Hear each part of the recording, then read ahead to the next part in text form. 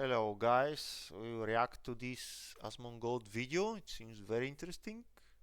2 days ago. AAA is in trouble. Now this is a video a lot of people want me to watch. An load of people want me to watch. Thank God. Fuck them. Welcome back, everyone. What? Today's video is a true bombshell for the games industry. Yep. This is one of those things that can have true impact, so... Again, what is this? Today's video is... Okay, let us decide what today's video is about. Let me explain. What just happened is the European Union just Sorry, I was a bit rewrote loud. the rules on premium currency in games. Of course, that's the home of Ubisoft, of CD Projekt. Sorry, it's a little bit too quiet. Ice, of Remedy, and so many other companies.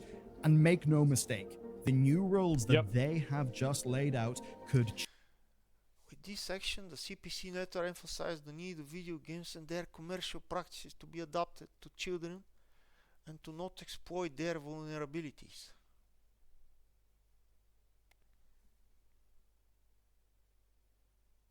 Wow. change gaming utterly. Actually Thank change God. the games that you play. So you know those bundles where you've got to buy more currency than the item that you want costs? Or perhaps the idea of limited... Oh, bro. Yep, there it is. Jesus. Which game is this again? I'm trying to remember. Oh, is this Star Rail? Yeah. idea of limited time events, of no refunds and digital purchases. These are all being fought against by legislators. And when the EU takes action, it's a large enough block that it can reverberate around the world. It will, because the Europe is a very big audience. And so, like, if Europe makes laws for something, it will change the way that games are designed. And I think if other countries follow suit, that will again change the way that games are designed. Because games need to hit those mainstream Western markets because that's where the most money is. And as evidence, how's that USB-C charger on our the phone country of Europe. working out? There's a lot to talk about. Strap in. This one could actually, honestly, be pretty f***ing good. Yeah, Oddly it's a enough, great you've got EU legislation to thank for the standardized phone charger situation and Yeah, for I make a lot of memes about Europe having, like, silly speech rules, but they really get it right with a lot of these consumer protection laws. Like, it's the same as anything, right? Is you're going to have positives and negatives. They really nail it with consumer protections. the ability to play ROMs on their iPhone. But now we seem to have EU legislation to thank for premium currency being threatened. So here's what went on. In September 2024, the EU proposed the Digital Fairness Act that was targeting all the practices online that make using digital services miserable. That's and in right. particular, it called out dark patterns in video games as one of the targets. Do you remember, like, in Diablo 4? When the game came out and every single console would default your button to automatically redeem your battle pass, and there wasn't even a confirmation screen? That's basically the gross manipulative techniques that trick and strong-arm money out of people. Obviously, That's right. especially applying to people who are not yet adults. And this is fairly weighty because in the EU alone, games are obviously big business. Revenues have been going up in the EU. Online game spending in 2018 represented That's a huge amount. 74% of turnover coming from online revenue. It's 20% growth in 5 years. That's nuts. 83% by 2022. That's 20% growth. Bro. Check the growth for 20 years and you realize that there was a time when I was playing Diablo 2. Yes, Diablo 2. And that game had no in-app purchases. That game was pure pleasure. I didn't have money to play it on the official European server, and I was playing a local Bulgarian server, which was free. And I had so much fun. I grew up with this game. there was nothing to be purchased in the game. Now there are games where there are a lot of things to purchase, like the kids to purchase. Let's see. I mean, my point was that I think it's a really natural evolution, because these games are they spend time,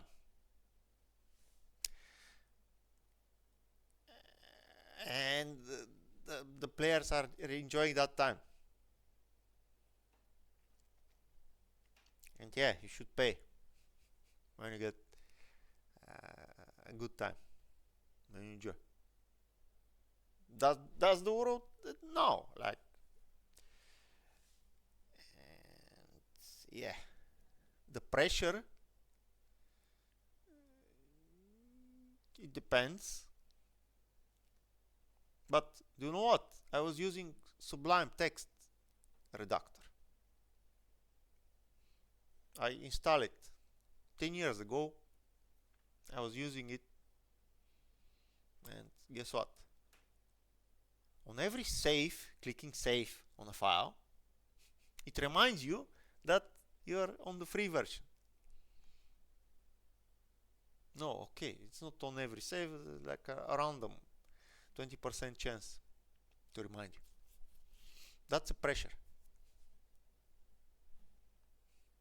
I bought it.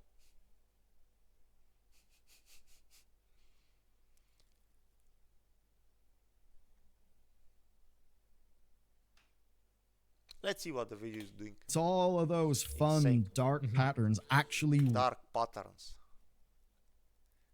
What is the definition of dark pattern? working and getting digital currency money out of people. Yeah, dark But patterns obviously work. That's why they use them.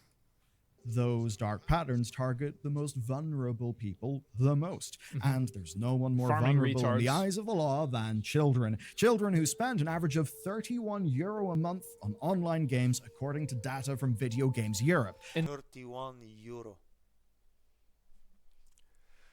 Up to the age of maybe even 25, I spent €0 on a game, or maybe 31 euro. Now it's different. And this is another big component, is that the majority of games that are advertised to children that have loot boxes in them are not 18 plus. Like there are many games that use different types of like deceptive marketing like this. Their target audience is No, the problem is not that they should be 18 plus. In my opinion, the problem is that this natural evolution of the gaming ecosystem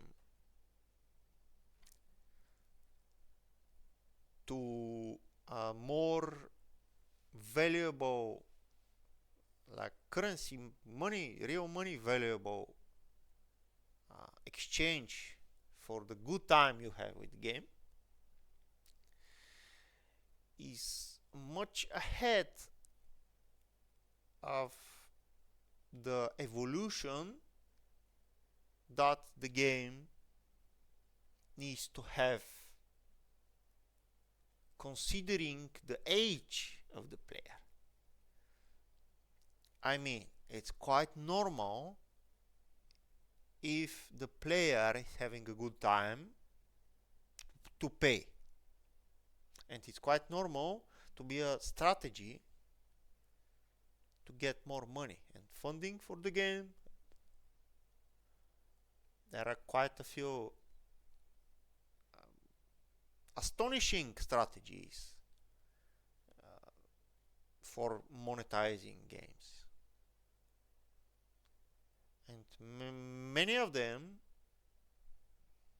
are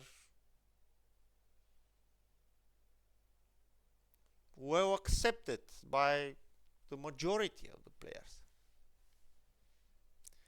But yes, there is slight problem because the player, I mean, if the game is pushing you to spend your money, you should take a decision to play the game, to spend the money, or to say no, it's not for me. But the problem is that minors, childs, often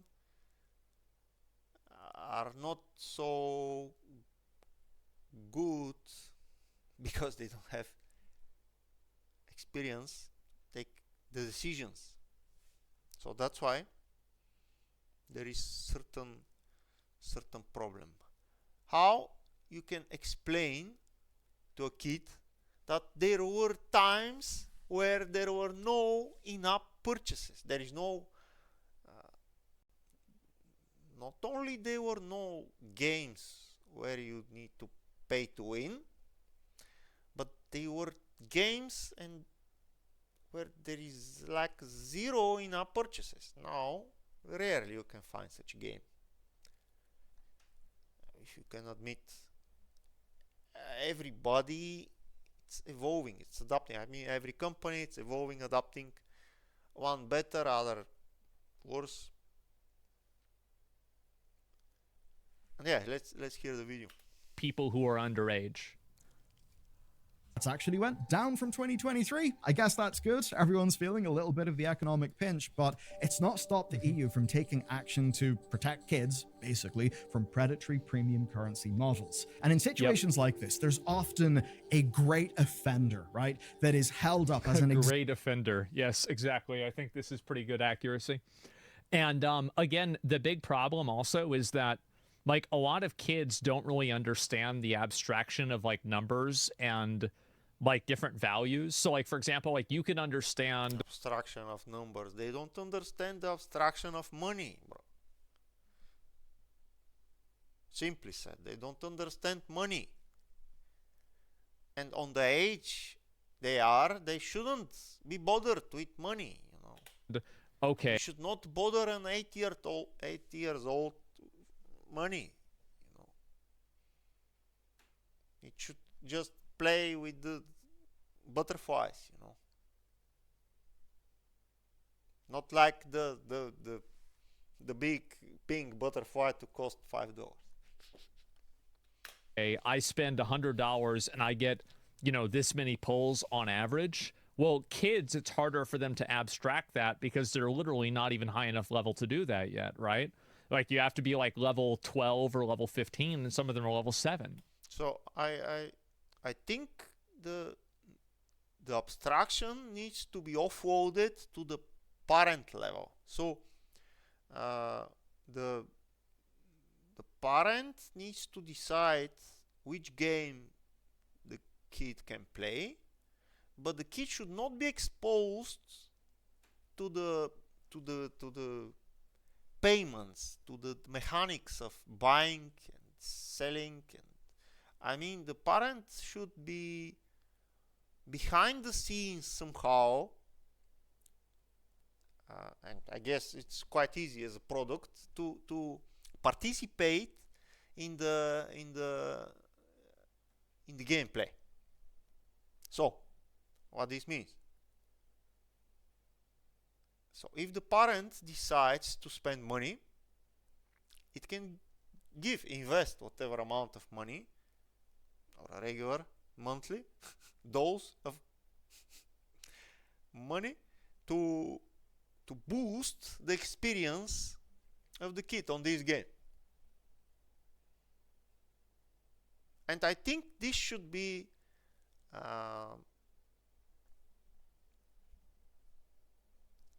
hidden, should be a secret. At least the kid should not be exposed. It might know that the parent is doing that, but it should not be exposed to this information. So that's how we'll avoid so much useless discussions. Daddy, mama, buy me this, buy me that, buy me this, buy me that. Come on. And the whole frustration and the decision making and all the problems and the laws and everything that this video is speaking about. Let's see. So they're just spending money and they're not thinking about it. Example of something doing everything wrong. Yeah, so three currencies. You might exactly. wonder, is it an active They are not thinking about spending money. They think about playing the game. Vision game? Is it Ultimate Team from the EA football games? Maybe it was Roblox. No. No, today, it's a game about horses. It's called Star Stable. You've probably never heard of it. That's right. But if this all does turn That's out right. good, we'll have the horse Shut gods it to down. thank. This is Star Stable Shut it Online. It down. comes from a Swedish developer called Star Stable Entertainment, and it is the game that may have just rewritten rules and monetization in the EU. So yeah, thanks, Horse Girl. Now, it turns out that right. Star Stable just uses all of the premium currency tactics in the book, which makes it a pretty awesome example, right? Especially because it is targeted at a younger audience. So in March 24, the Swedish Consumer Agency filed a complaint with the EU-wide Consumer Protection Cooperation Network. That's a What is mouthful. this? Yeah. And that complaint alleged that Star Stable Entertainment were targeting children and using harmful commercial practices that breached EU consumer regulations. Now, This is the reality for anybody who's not completely intellectually dishonest. These video games absolutely target children. They absolutely advertise to children. And they utilize gambling mechanics and currency obfuscation to confuse children into spending their parents' money. This is their business model. Period. now the findings They don't target children. They target the sense of happiness for the parent when he can provide the horse, in our case, for his children for $5. That's what they're targeting. If we needs to be very specifically accurate. corroborated much of those allegations. They found that the game made direct appeals to children in their ads, that they were using pressuring techniques like FOMO, which is particularly despicable when it's not, on adults, and there was a lack of transparency on purchases and loads more Yes. things. I mean, here's an example of one that's particularly rough. They were responsible for influencers promoting the game to kids without any disclosure of the spending risk. So, in short, Oh, yeah. it's bloody well damning. Star Stable Entertainment now have a month to address complaints and propose solutions with their game, but what matters for our purposes today is the Consumer Protection Cooperation Network, we can just call the CPCN. They have laid out what they want. So I'll spell it out via an example. This is what should happen in the ideal world. Okay. You, dear gamer, want to buy yourself a new horse. You see that your new horse costs 300 star coins. The store tells you that's around £5, so it just lets you buy 300 coins exactly. You Yes. buy exactly what you need for the horse, rather than the current bundles that exist of I don't think this is what they should do. I think that they should go a step farther. You should be able to buy anything for an amortized value. That is the direct value of the currency in the store. And every instance of in-game currency being assigned a value needs to be accompanied by the USD value right next to it. I'll give you an example. buy yourself a new horse. You see, I don't think that it's what needs to happen. As I said, I think you should not be able to buy anything. I think a new lie concept needs to be created, hidden. And this thing to be hidden. So if there would be a game in a pay-to-win world, it should be mentioned and stated that it is first, so even the kid should know that it is. If it's not, if you receive only cosmetic things and there are in-app purchases, it should be also noted and stated. So the kid, the parent should also know that that's what they get into. And the whole product, the whole concept of buying should be removed and replaced with the concept of spending, yet hidden for the children. Yes, one will say, yeah, but when the parent will spend his time to click and order some things for his kid in the pony game.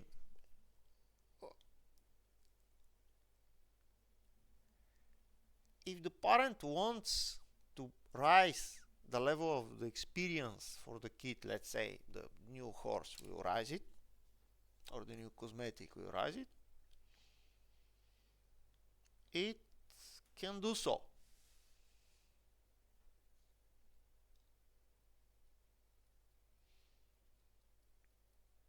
Me as a parent, I would enjoy this kind of a system, and that will not expose the kid to the whole payment, money, currency, and click here to get it concept. It might happen to be just a world in the game, and the kid to find things based, and the amount of things he finds will be based on his parents' decisions. The decision to not be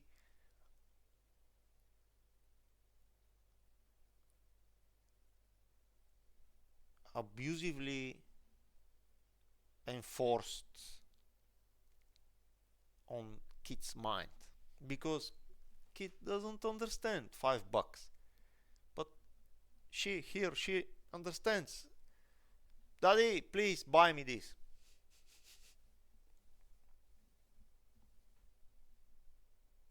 And guess what? It's the same if somebody knocks on your door. At the same time, it's not the same, because it's your kid and you want to provide by default as a parent, which is the thing which is exploited. That your new horse costs 300 stars. So like this right here. Like this right here should have in parentheses. It's not enough. $3. It's not enough. The kid doesn't understand 300 of the game currency. He doesn't understand $3. Theoretically, right? Obviously it's a different amount, but like it's something like this.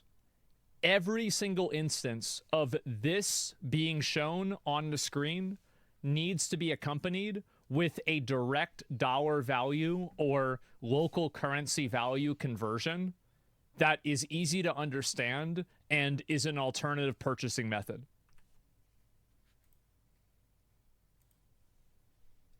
It's literally that simple. That exist of 200 coins or 400 coins. And also, by the way, there is no reason not to have this.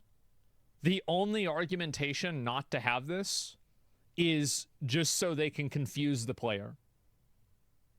There is no benefit to the consumer that the dollar amount or the local currency amount is not displayed.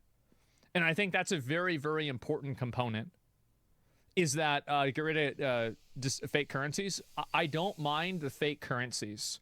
The reason why I don't mind the fake currencies is because sometimes you can farm the fake currencies in game.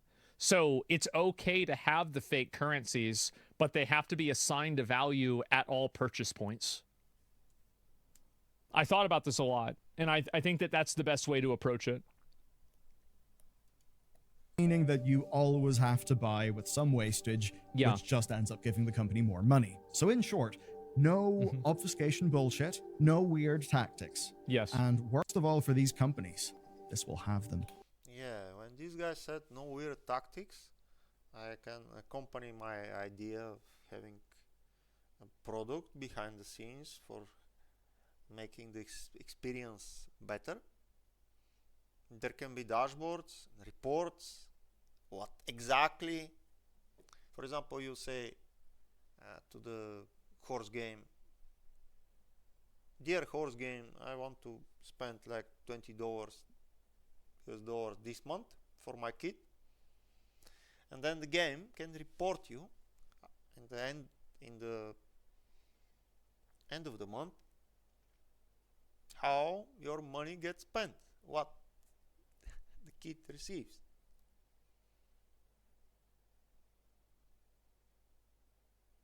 Then you know, because yeah, you need to evaluate, does it worth it?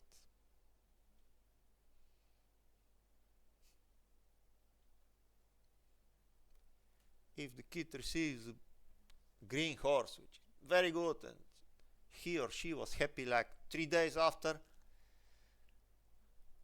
that would be a sign for the parent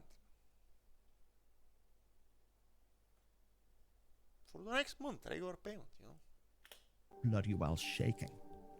You'd have to have a refund policy, both for the coins and the horse. And none of this would be pitched as a limited time event where you have got to get the thing right now. So that's an example. I think that companies should have to refund you for anything that you buy, but they should also be able to ban your account if you refund. I think that's what's fair for both parties. Of how these policies should because be like applied. if you could do that and you could just refund infinitely, what people would do is why? Let me explain.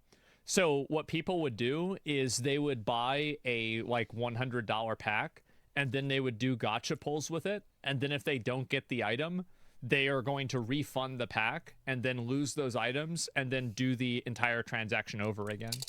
I think this is a very annoying process. It's just it'll just be gamed, keep opening cases, exactly. And so I have no problem with them. I have no problem with them doing this, but I think it's fair for them to ban your account. I do. Maybe I'm crazy for saying that, but I think it's totally fair for them to ban your account if you're buying things and then refunding them constantly. Because they're in every way, if you're trying to cheat the system or do things which are not supposed to do, or for your own benefits, you have to be banned, you know. Again, them as a business have the right to refuse service to people that are taking advantage of it. Seems fair. Yeah, sure. And each is indeed a massive win for consumers. But that would not matter if this amounted to nothing. You could look at all this and think, right, so some Swedish horse game has got a slap on the wrist. No, it's more than that. This seems to have backbone. So here's the big important bit. Here it is. These solutions are the backbone of what the European Consumer Organization calls key principles for trustworthy gaming environments. See, this is the beginning of regulation here. This is something that's long overdue. These could cause huge problems for anyone who is using premium currency. When I say this could shake the foundations of the game industry economy, I absolutely mean it. So these, which I'm going to spell out for you, are the minimum requirements for purchasing and using virtual currencies in the EU. And what's neat is the philosophy behind them. So the CPCN considers these premium currencies as an equivalent to the real money that is used to purchase them. And They are. Oh, they are. Come on. They are. Just undeniably they are. Like, you don't just get to change it into something else. If you can spend your time farming the things and then getting these some currency in the game, They are not, bro.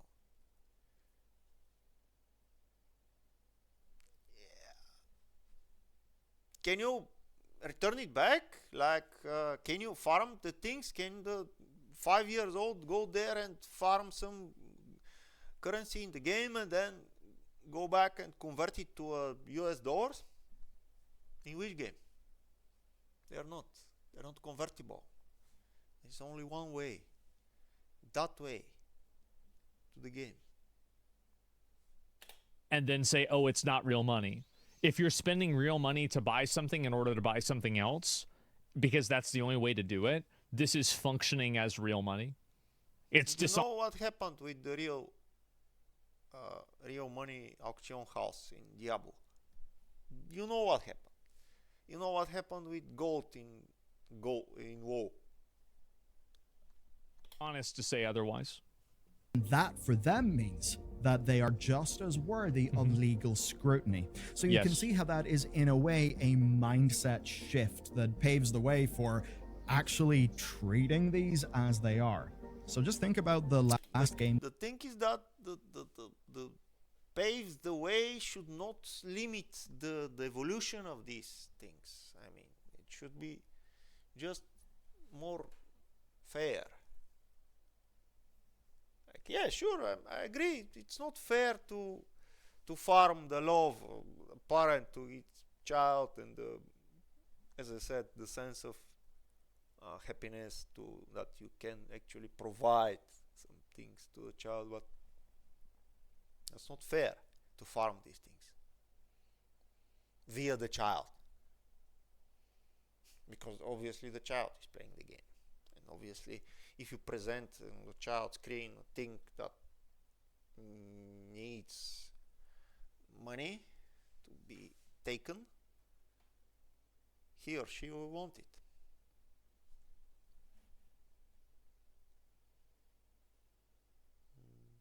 Yeah. When I was a kid, when I was young, there was no zillion of Android games which are having pay to win or just a lot of in-app purchases. There was no. I think that was a better world. That you played that had a premium currency in it. Whatever that game is, I want you to keep it in mind. And with that in your mind, I'm now going to go through the various different practices that this targets. So, price for premium currency packs that are a little more than the available product. So you've got to buy extra coins, extra gems, whatever it may be. Obfuscation of how much currency is worth by always... I don't think that you need a rule for this. I think that you just need to have the option for the individual to purchase the amount of currency that they need exactly, or purchase the item exactly for the converted value of that currency. I think that's all you need to do. Because like having it to where like you have different price points for things, I feel like this would get very confusing, especially with like big stores with a bunch of different items. You should just allow people to purchase the items directly for what the currency conversion rate would be. It's so simple.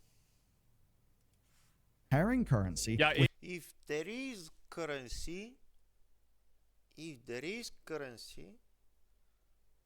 the game development company, we can bring the discussion on another level. Why not? The game development company can actually do the following.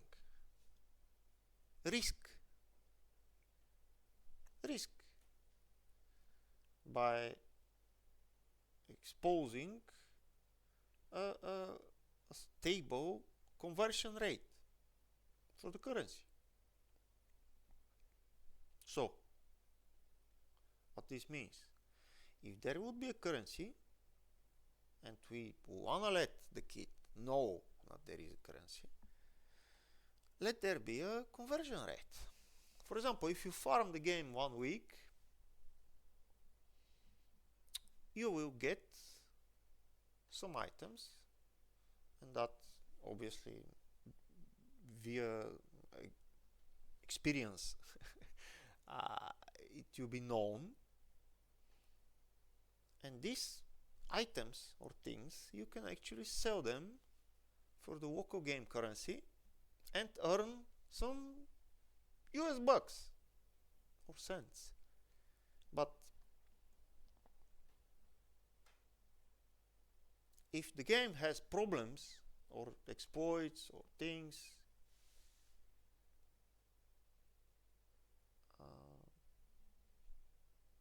you can find more. So the development company will buy all the things back. If you farm the game, it will buy them back, paying you for your time. Now you say, what's the business case here? There is business case.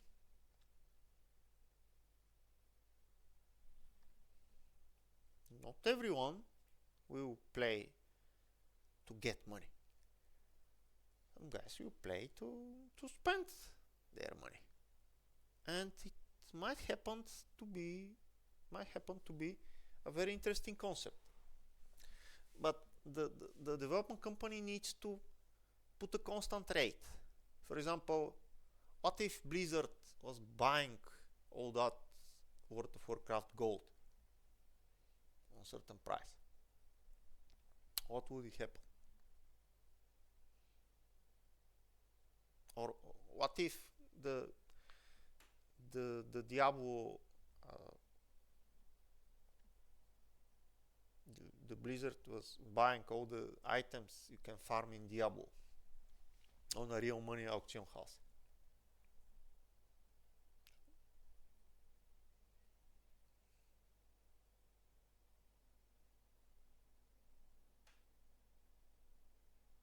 There can be such product. Yes, of course it needs further development and discussion, brainstorming. I agree, completely agree. I just said something that doesn't seem so logical to many, but there are ways. It's so items simple. Or multiple currency options. As an example, I think World of Warcraft may actually fall for that They all do because this. it includes Trader's Tender Yeah. in one of the new mount bundles. Another one, a complete lack of a refund option for making currency purchases or even for in-game items. So there would have to be a refund policy. That's something none of us are used to in these games. Also, FOMO practices to encourage buying, those are going to be looked at, so some of those may no longer be allowed. And all of I don't think that FOMO is something that games should be disallowed legally from doing. I think that's too much governmental oversight. I don't like FOMO in a lot of games, Yeah, I agree. but I think that like there's very much. So whenever I look at like consumer laws, what I think about is, are both parties entering into something with a full understanding of what they're buying?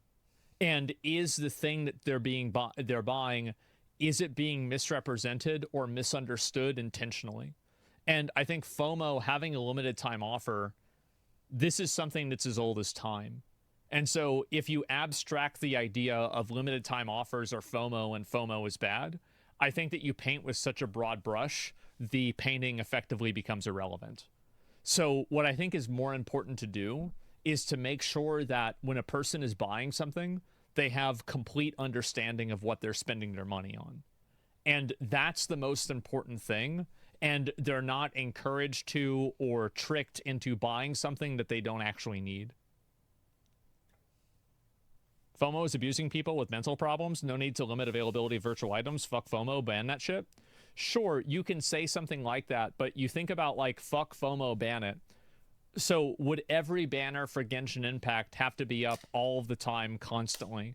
Would every promotional item have to be up all of the time constantly? Well, at what point do you draw the line? I think that really there is a certain amount, like whenever you talk about consumer protections and everything, there is also a certain amount of consumer responsibility that has to exist. And so I think, again, it goes back to what I said initially, where it's not about doing something that gamers don't like. It's about doing something that's fundamentally misleading. And it is like extra currencies exist for the explicit purpose of obfuscating the amount of money that you're spending and getting you to spend more money in a way that is not consensual. FOMO is just them encouraging you to purchase something. That's a totally different dynamic, because in one dynamic, the consumer and the consumer and the seller enter into an agreement with full understanding of this agreement. And with the extra currencies, they do not enter into that agreement with the same degree of understanding.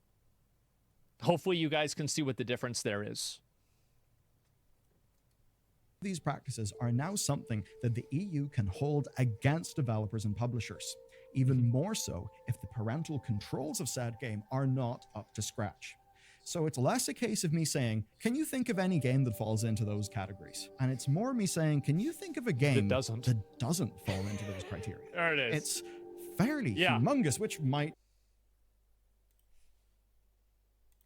There it is. It's fairly humongous, which might indeed be the point here. We know this is something the EU have been thinking about in other circumstances than just Star Stable. As an example, in September 2024, the European Consumer Organization published a report on popular online games, and in that report, they targeted Diablo 4, EA Sports FC24, Minecraft, Fortnite, and a bunch of others, and it was all about how the virtual currencies work. They were not thrilled on what they found in those games, right? Yeah. Because many of them, well, they did the same things that, Star Stable did that we do not like. Yes. That straight up means we can say that Electronic Arts and Blizzard Entertainment are being directly targeted by this body. They are. These practices are universal. Really is something. So it's no wonder that the BEUC will be holding workshops to help European companies implement these new principles. Because it seems they may actually have to implement them. Everything that they previously thought was... Let's go back to this screen. They may actually have to implement them. Everything that they... But they have to implement them. Guess what? What if we were not retroactive, but we were proactive? What do you mean? What do you mean? What do I mean? I mean that this whole screen is wrong. What is this? This is yellow pixels. And guess what? In so-called Europe, the big market, there are salaries for adults which are working 30 days, and they are equal to the bottom right, amount, 429.99 euro. And this screen purpose is to be seen by a child.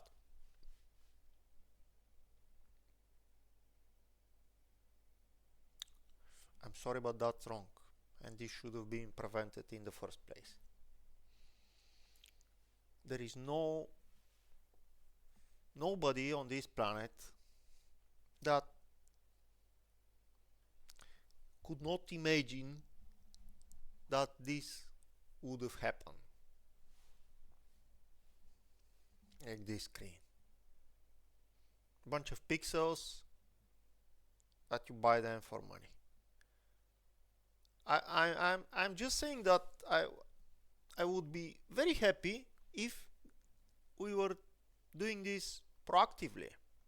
If this was a presentation like 10 years ago, when there was no such thing, and this presentation was saying, guys, let's make these rules to not be there. Yet again, we are there, and now we need to act like retroactively as a reaction to the presence of this screen in front of our kids.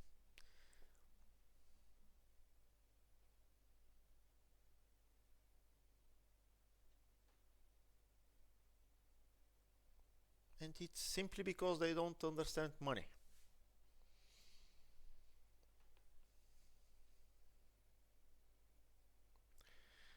But yeah, now we have a video and we are reacting to the reaction of that video on the topic that should have been prevented 10 years ago. They previously thought was acceptable pretty much now isn't. And that, here's the shocking thing, that's not my commentary. That is what the industry response has been. So we know they are shaking in their boots. This It ain't is surprising another the industry thing. bodies aren't thrilled about. This is another thing. Like I kind of feel this way is that I don't think that you should be able to say that this is a bonus. Because there's not. I really don't think we should discuss every single little piece of strategy on every single little piece of screen. The whole screen is wrong. This should not be there. What is this? First, we have gold, coins. We have coins. What concept of money? This is not money. These are real pixels. What is this? Boxes. Concept of having something valuable inside. Pixels. What is this? Bonus. What is bonus? What means bonus? There is no bonus. Nobody giving something for free here, I guess. The virtual currency. The letters are bigger than the fiat value. Why? There is a symbol which is like a logo for the virtual currency. Just the pixels, guys. You cannot do anything with this currency except using it into this application in this game. So what is down? Small letters of a fiat currency that the parent needs to pay. Seems it's not on focus. I mean, let's not speak of every single little detail on these screens. The whole screens are wrong. They should not be presented to a kid. Like a bonus implies an anchoring point. And the anchoring point doesn't exist because the only price point that exists is inside of the context of this bonus. So it's like basically putting something out there for normal price, but then telling the consumer that it's on sale. Which is, again, like, and hopefully you guys can... Half of the world prices are based on this strategy. See kind of like how there's like a philosophy behind this with me. This is, again, this is doing something that is misleading. You are intentionally misleading the customer, which I think is effectively fraud. Oh, really? Let's put them to jail. All of them. Like half of the world, you know? This and a big shout out to one of our Belgrade Games members, Neo Nebulosa, for directing us to this stuff. So the European Game Developers Federation and the Video Games Europe, or two groups basically, they've published a joint statement that expresses their disappointment with the findings. Let's read their statement. I mean, I don't think we can save everybody from these strategies, but at least we can save the kids, you know? Quote, "We are disappointed by the lack of engagement from the CPC network in creating these principles, which introduce new legal theories and misguided interpretations of EU consumer law that will create confusion and disruption for European customers." Sidebar, oh no, we're going to be disrupted by sort of annoying predatory stuff going away. What an awful Yeah, this is awful. Wow. So wait a minute. The consumers are going to be confused because we're removing the confusing elements of the game.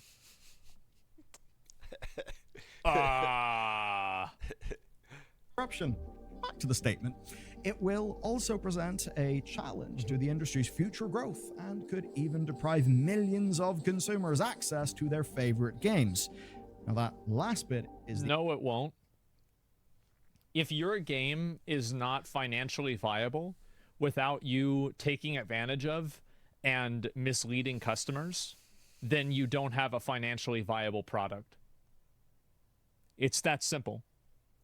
If the way for you to do business is unethical and breaks laws, then you can't afford to do business. It's that simple. Interesting thing. So understandably, right, these groups representing the most powerful players in the industry did quite like things the way that they were. Change is dangerous, especially to the bottom line, and especially change like this. But in a way, they're not inherently wrong. It is true that audiences do actually understand premium currencies by and large right now, and when implementing... I think that audiences understand premium currencies, but children don't. And these games are advertised towards children.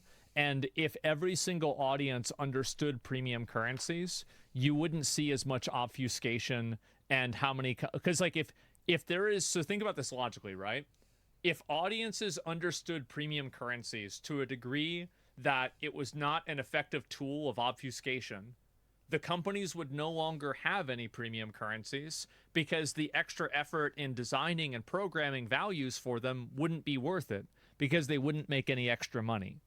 So by the fact that they're continuing to use premium currencies, that defines the reality that premium currencies are effective in getting people to cause and spend more money. It's an obvious lie. It's an obvious lie, and you can instantly think about this by using just the slightest amount of logic. There is no value in programming virtual currencies, bro. There is everything is so cheap now. You can have your own virtual Asmongold currency in the Solana network for 30 cents.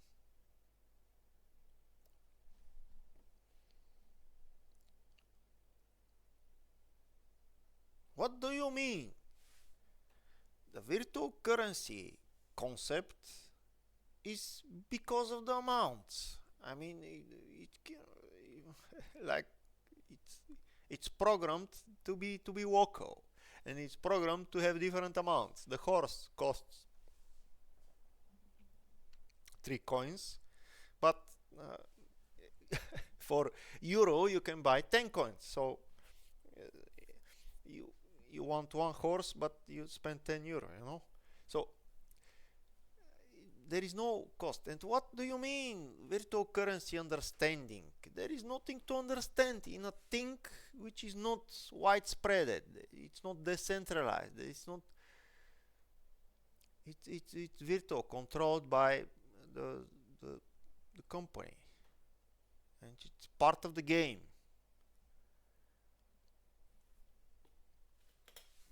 Currencies, these companies were following, their best legal guidance, and now that guidance has changed.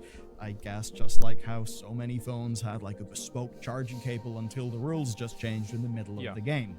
So now they've got to get used to these new rules. And what'll sting is the impact on their bottom line. They're not wrong about the potential impacts of all of this. Now, big companies like Ubisoft can probably absorb the costs of any legal challenges or damage from rebuilding their premium currency systems. They'll probably spend a whole lot to try and figure out ways around these principles. As for smaller companies... There's always going to be a cat and mouse game, but that's the reason why regulations and things like this have to be agile. You may not find that so easy. But where things will be dramatic is the group's final warning, because it's the most threatening one. It's the idea that players in the EU may just be locked out of video games. They'd say with... Yeah. They're going to lock the European Union out of video games? Who the fuck believes that? They can't do that. Are you kidding me? I don't think you understand, Asmon, what the statement was saying. But of course they cannot Absolutely do that. not. Of course. Bye-bye summons? Well, what I'm saying is that these companies, like the European Union, is like, I bet in a lot of these cases, a massive chunk of the pie. They can't afford to just abandon that market. That totally changes all of their financials. And also, by the way... Nobody can abandon what internet. Imagine the internet is the highway, and guess what? You have a car, and who will stop the car driving on the highway, on every part of the highway, bro? What? Nobody. You have a car, you drive the highway, no? If that's the idea. Abandoning that market is more advantageous than making equitable microtransaction systems, that is the strongest argument I can see for why those equitable microtransaction systems need to be added. Equitable transaction systems. just don't have to expose these things to the kids.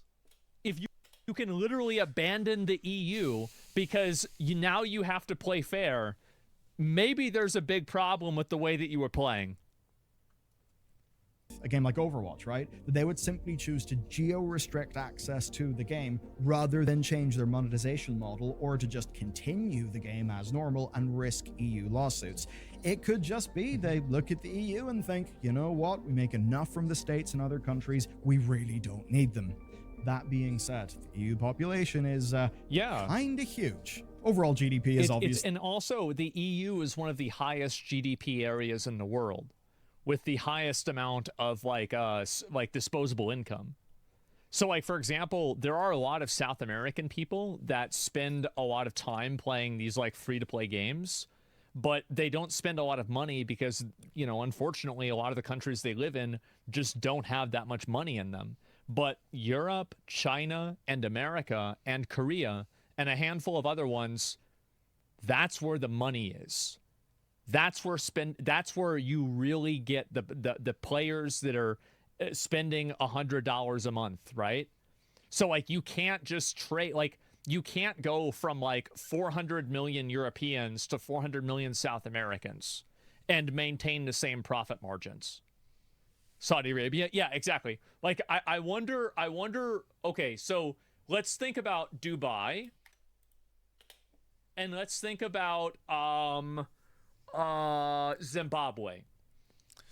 I wonder who is going to have more GDP per capita that's going to be able to spend on these games. Ah, jeez, dude. Ah, man. Ooh, what could it be? And so think about that with everything. It's common fucking sense. A very, very flawed. Yeah, they can't do that. As an example, right? Just Googling this It's here too in big of a 2024, market. the EU's nominal GDP was about 17.9 trillion, That's and 1/6 of gigantic. global nominal GDP, which is quite a lot of money, and a Yes. hell of a lot of that GDP globally will be in other countries like, say, For China. context, I could be a little bit outdated with this. America's GDP is between 20 and 25 trillion, I believe, and China's GDP is between, I think, 13 and 17 trillion GDP. So the European Union is gigantic. Where a lot of these companies will not be able to go in and directly monetize. That could actually mean that they will feel the need to change.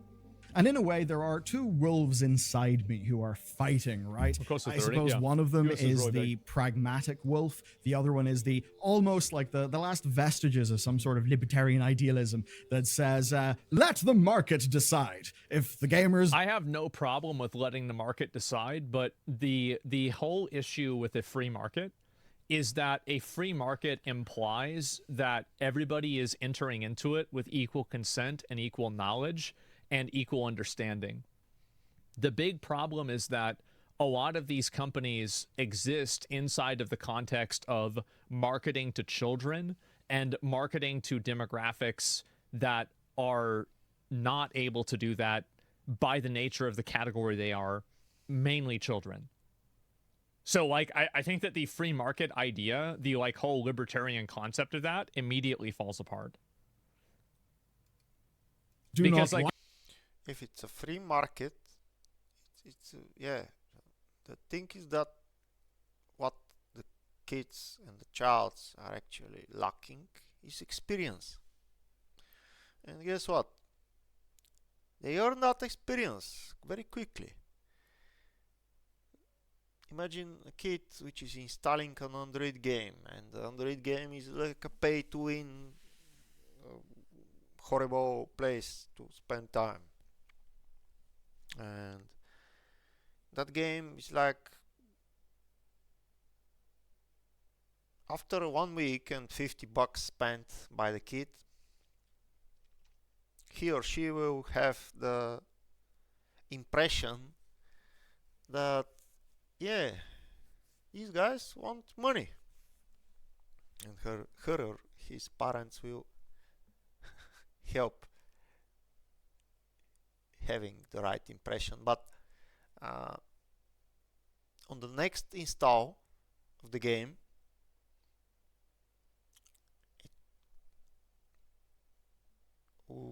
there will be a thought, will this game be the same? And guess what? On the next game and on the next game, and after 6 months, this kid will not install these games anymore. So the applications are actually, let's say, rape farming the experience curve for the kid and its parents, his parents or her parents. So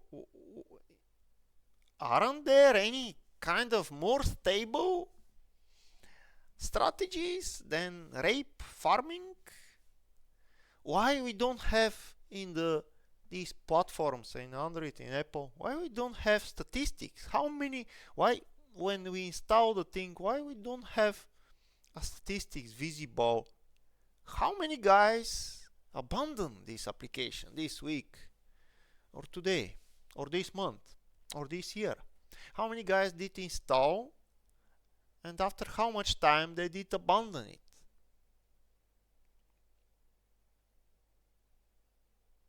We have ratings of the applications, games, whatsoever, but they don't mention what is this guy doing, how much hours did he play there. Why we don't have advanced statistics, what is happening there, what is going on there? That might help. That might help the parent endorsing his kid playing that game. Because the parent, he or she is working. There is no time for analyzing this game or that game. He just make a quick decision. Okay, you install it, no problem. And then he or she is affected by the fact that for a whole week, every day, the game needs money, you know. And $50 for sure are not enough for 1 week.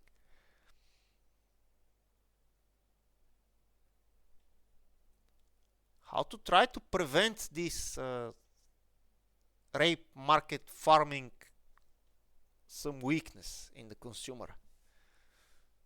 Isn't this the bigger problem? And it's not only with video games, of course, but imagine the following scenario. There is certain enjoyment and good time that every parent can spend gambling. Imagine a common symbiotic experience when the parent is farming, when the parent is gambling, and this endorses and improves his child's experience in certain game. For example, percentage of the parent gambling is actually spent for the so-called in-app purchases, goodies, a new pink big butterfly for the daughter. It's an innovative product, but why nobody is going there? I don't get it. Why is everybody trying to rape farm the millions and then go? There is no future. What about a strategy to publicly publish letter of intent, each company, how much of its earnings this year or this month or this year or this quarter, it will be reinvested into the existing product of the improvement. So for example, do we all agree that a parent will endorse his child to play a game if the company making the game is stating that it will actually invest in the product in the future 5 years? I think I would endorse my kid. play that game. And if it might happen the intent to be true, like because you make an intent for the future, like a roadmap. And if that roadmap is true, this to be the base for the reputation of this company. The intention. Everyone can be flexible and change his mind every 1 second. But it's hard and it's admirable to be predictable.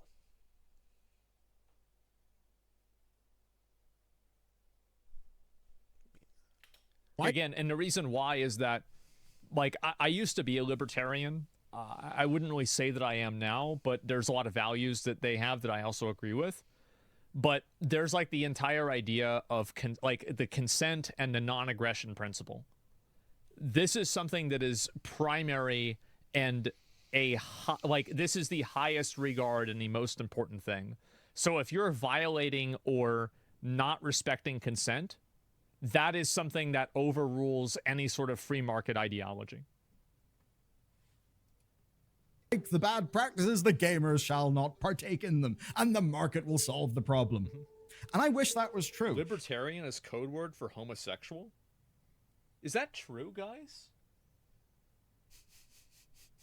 But I feel there's almost a faux idealism in so much of that, because these psychological hooks, these psychological triggers, they do actually work. We're in a world where you can very easily make, I think, some sound enough, philosophical arguments. Well, this is just, it's just stupid. Like, the entire idea that these tricks don't work is the same thing as like, oh, marketing doesn't work. Listen, guys, I've run marketing campaigns. I've seen the back end, and I've been on the front end. Marketing campaigns work extremely well. Regulation and all of that. And marketing. Most of the time, bro, marketing is just one big spam. So yeah, it works. It really farms the weaknesses of the individuals, you know. That's the reality. And I totally get that. I'm fairly sympathetic towards that in many cases. But the thing is, they wouldn't keep doing it if it wasn't working. We've also got to be pragmatic, and a part of that is being a bit humble about the human condition. And the fact of the matter is, these practices are not popular. People do not like them. No, nobody likes this. People's behavior does continue. That's another very good point. Nobody likes this. And these obviously are bad.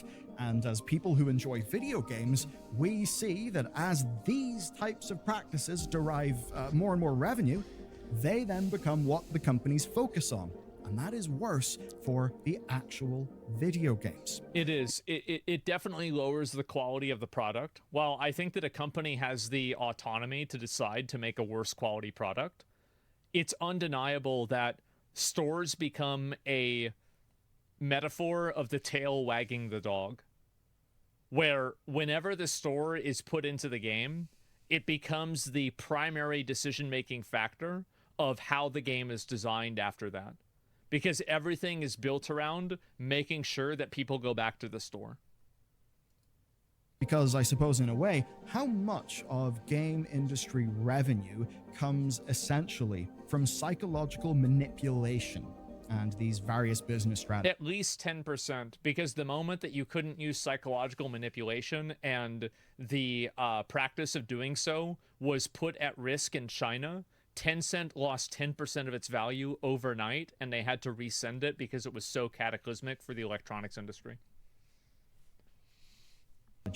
That are designed to rake and I in think revenue it's more than that. in a way that's not like really tied Tencent's a huge to company. the experience of a game that you purchase. I'd say We've just seen the 40%. share of that increase and increase and increase, and it's no wonder that as that is increased, the rest of us have become less and less satisfied with games.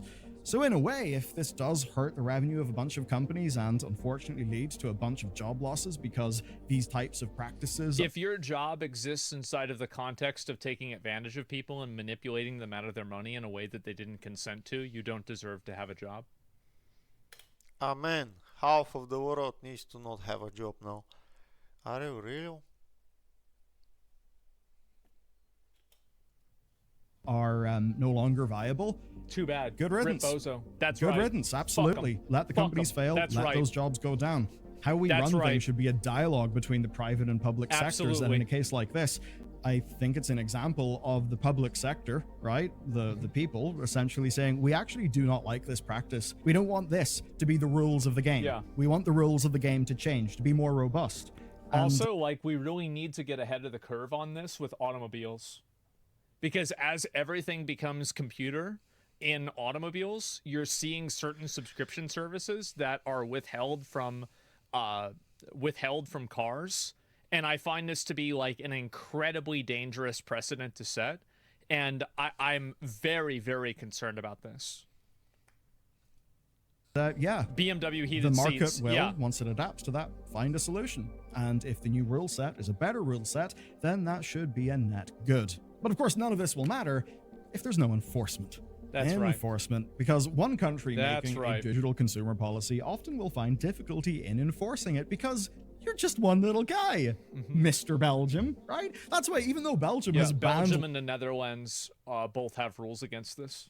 loot boxes, so many games simply just ignore that and still operate in the country. Like in Yeah. World of Warcraft, in the new raid, one of the bosses is basically a slot machine boss. We always have the joke that for the person in our team that's in Belgium, that boss just can't drop any loot. I don't know, there's an EU firewall or a Belgian firewall. Yeah. That's a joke, but you get the point. As much as Except it's not a joke when you're talking about Balatro because this gets rated 18 plus. Meanwhile, you have FIFA that's advertised to 3-year-olds and it has gacha and gambling in it. But because Balatro uses cards and not actual gambling, but because they call it a different name, somehow it's okay. many people have kind of Outrageous. went, Outrageous. Belgium, you, take him down. It hasn't really mattered because it's just Belgium, just one little guy. It's a bit different here, though. And that's why the European Union is so strong, is because of collective bargaining. I would assume that that's probably one of the big reasons why the European Union exists, is for the best interests of all those countries to be able to collectively bargain for things that are in their best interest. Of course. EU is, 26 I mean, really, other it's the same as the United countries, States. and also Belgium. In 2023, it was worth 25.7 billion euro in game revenues. That's a lot of revenues. Whoa! And we know that their legislators are willing to take on the likes of Apple and Google when their rulings are being defied. They have done that. But more than that, the companies inside the EU are, part of a big global network, and that does mean that whenever USB-C cables become standardized in the EU, they then become standardized everywhere because of manufacturing limitations. I'm sure Apple would have loved That's right. to have continued just selling people lightning adapters in the States, but ultimately they seem to have saw the way the wind was blowing and made the big change to USB-C. No one wanted to have, of course, a whole factory just making EU-only phones. And Yeah, but does it worth it?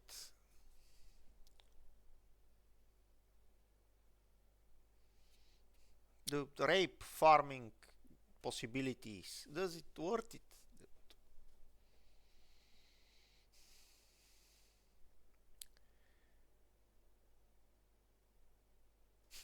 Because years after, you don't have that possibility to sell all these small thingies with astonishing cost.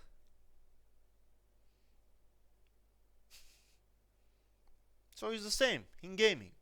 Does it worth it to have the reputation of one trying to do so, to rape the sense of comfort for a father or a mother to provide to her children or his children? Is it worth it?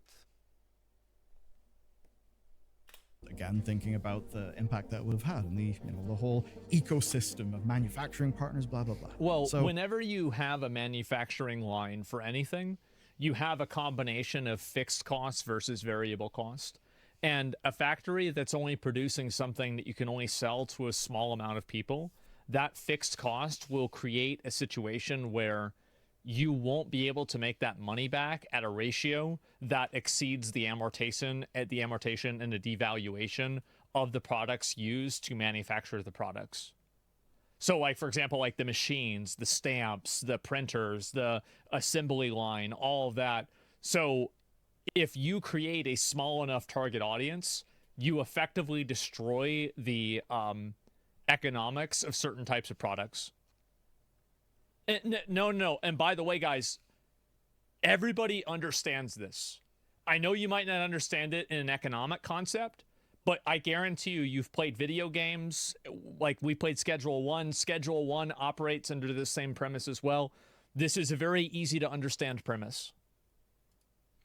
You can Even see though how it with might seem hardware, complex. it does kind of make sense. We can see those software not. examples where it's not really the same thing. It's not like you can just go and get an emulator for your iPhone in America, but you can in the EU.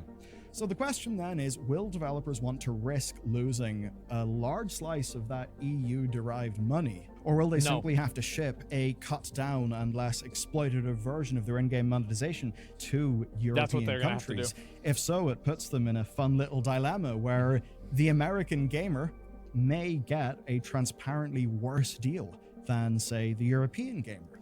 No, because as soon as American audiences see that Europe does this, America will also, like, players in America and consumers in America will ask for the same thing. And I think this is, like, for comparison, this is one thing that if you look at, like, RFK, and, like, I don't want to get, like, super political about this, right? But a lot of the things that, like, he's advocating for, like, why the fuck is it that in America there's like 50 ingredients for something, but, you know, for cornflakes, but in, you know, Belgium or, I don't know, England, there's 7. That's a really good fucking question. And so, like, there's, like, and this is an ongoing conversation that is happening at this very moment.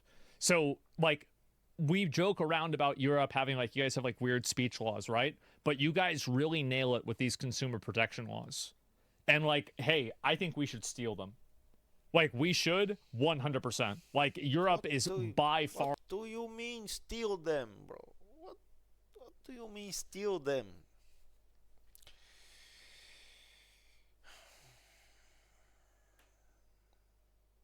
Adhering to some rules. The more countries and territories in the world adhering to some rules, the more the rule is valuable.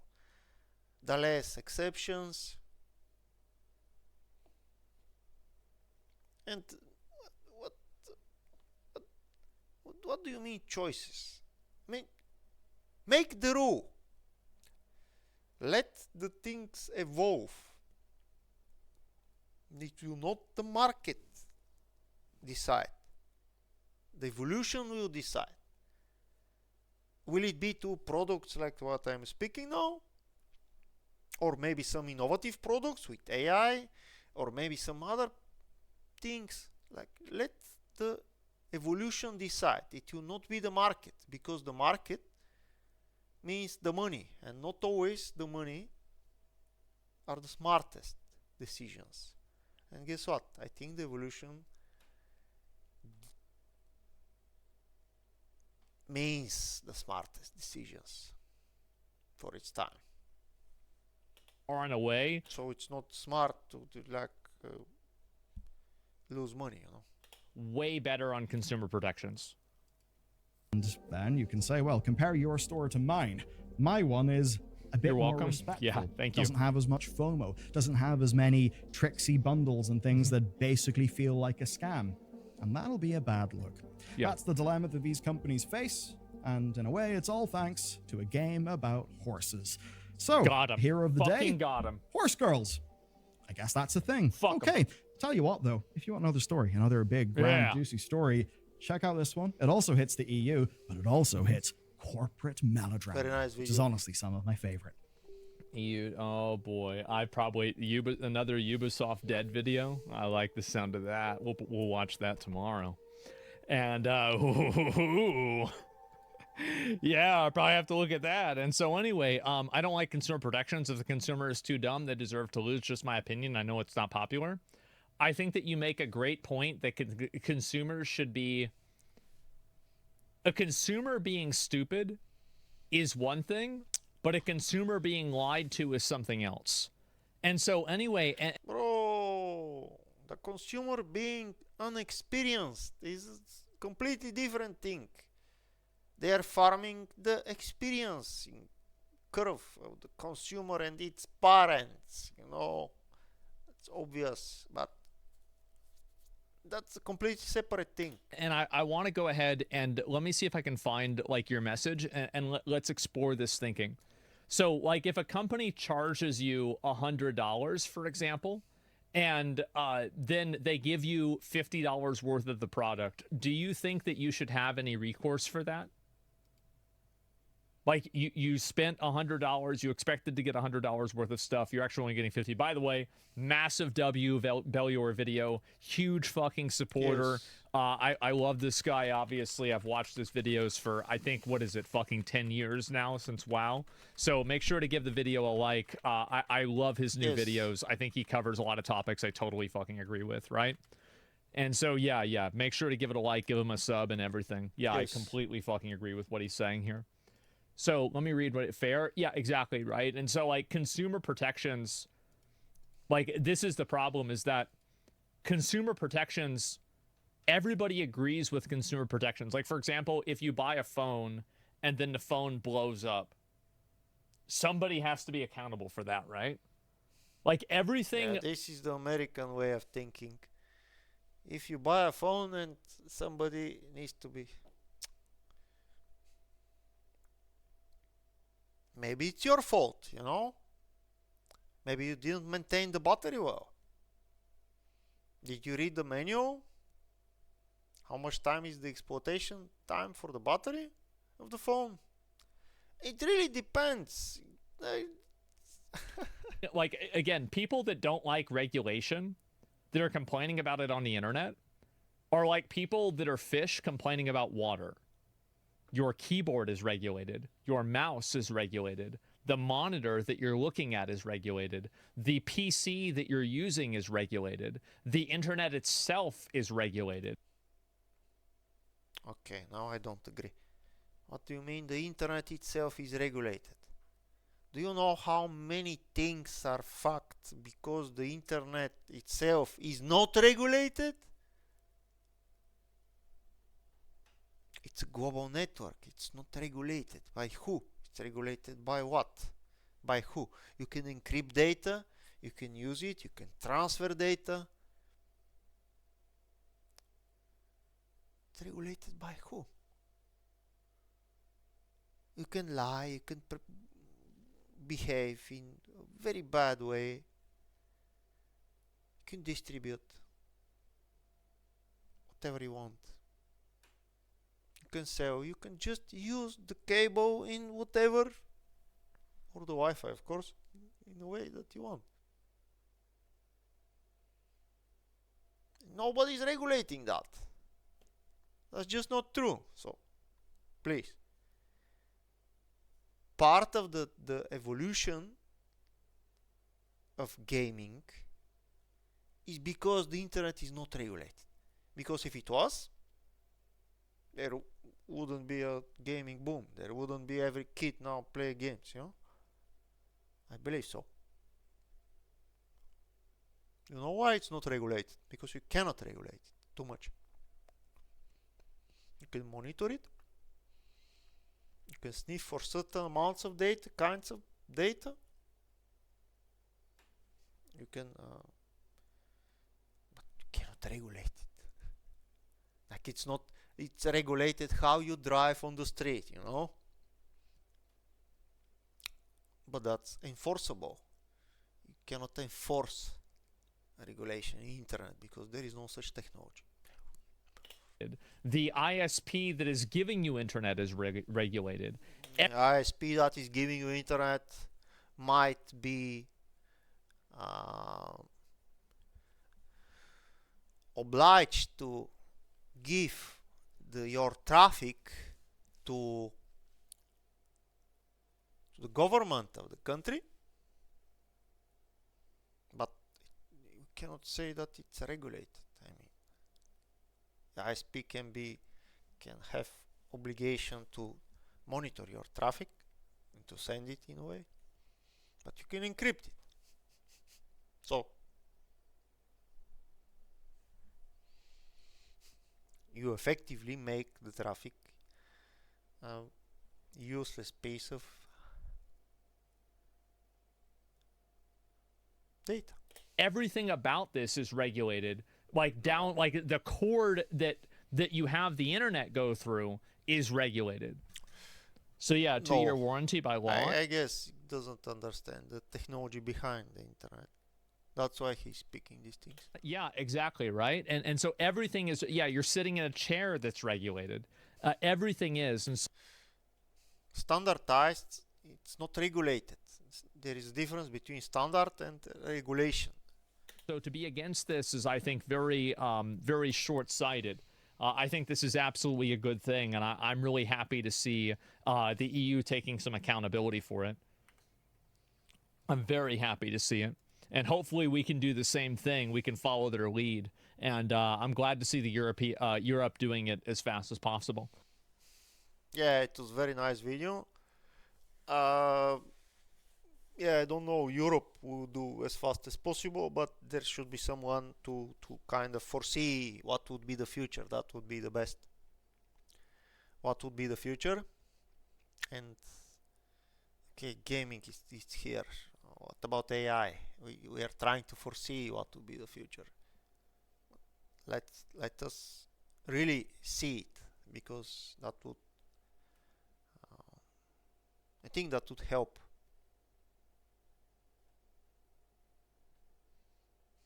Yes, I guess there will be no tough restrictions on gaming, so it was a very nice video, which is bringing a very interesting topic on the table. Thank you. See you in the next one.